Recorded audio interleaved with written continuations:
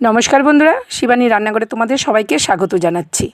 आज के निये चले आसलाम साबुर पकोड़ा रेसिपि। साबुटा आमी आगे 2 থেকে 3 बार धुए निয়েছি। এখন তোমাদেরকে দেখানোর জন্য আরও একবার ধুয়ে নিলাম। ধুয়ে নিয়ে সামান্য একটু জল দিয়ে এইভাবে হাত দিয়ে চেপে চেপে আমি ঢেকে রেখে দেব 20 মিনিট। 20 মিনিট ঢেকে রাখবো, তাহলে কি বলো তো সাবুটা বেশ সুন্দর নরম হবে, একদম গলে যাবে না, একটু শক্ত শক্ত থাকবে, খেতে ভালো লাগে। সাবুর জলটা দেখো একদম টেনে গেছে, খুব সুন্দর ঝরঝরা হয়ে গেছে, সাবুটা দারুণ সফট হয়েছে। এবার আমি সাবুটাকে অন্য একটা পাত্রে নিয়ে নেব। তোমরা দেখতেই পাচ্ছ সাবুটা খুব সুন্দর হয়েছে। এবার অন্য একটা পাত্রে সাবুটা নিয়ে নিয়েছি, দেখতে পাচ্ছ সাবুটা খুব সুন্দর ঝরঝরে হয়েছে। এবার আমি একে একে দিয়ে দিলাম পেঁয়াজ কুচি, লঙ্কা কুচি, ধনেপাতা কুচি, তারপরে একটু জোয়ান হাতে এইভাবে ম্যাশ করে দিয়ে দিচ্ছি।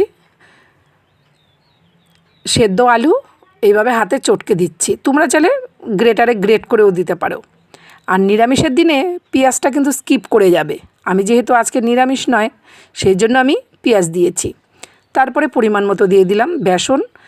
এবার জল ছাড়া এটা খুব সুন্দর করে মাখা হবে, জল দিতে হবে না, যেহেতু সাবুটা ভিজা আছে, সেদ্ধ আলুটাও দেওয়া আছে, সেই জন্য জলের কোনো প্রয়োজনই হবে না। তারপরে পরিমাণ মতো লবণ হলুদ দিয়ে ভালো করে মেখে নিলাম। তোমাদের যদি জল প্রয়োজন হয় তাহলে জল দিতে পারো, কোনো অসুবিধা নেই। এবার আমি এইভাবে গোল গোল করে সমস্ত পকোড়াগুলো তৈরি করে নেব।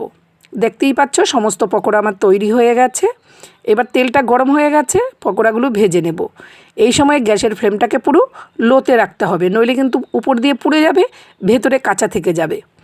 ব্যাস এইভাবে আমি উল্টে পাল্টে খুব সুন্দর করে পকোড়াগুলো ভেজে নেব। এই সাবুর পকোড়াটা খেতে কিন্তু দারুণ লাগে, দুর্দান্ত হয় খেতে।